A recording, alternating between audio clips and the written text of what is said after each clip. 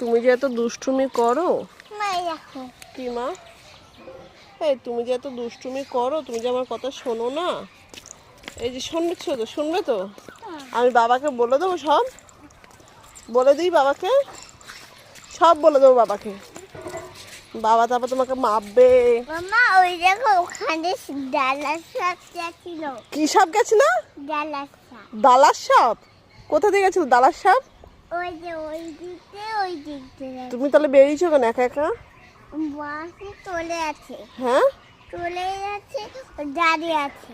তারপর ডাল থেকে জিভ বার করেছে। জিভ বার? তারপর জিভ বার করেছে ডালার সাপ? হ্যাঁ। তোর ভয় লেগেছে? না ভয় লাগেনি? না। সাপকে ইংরেজিতে কি বলে?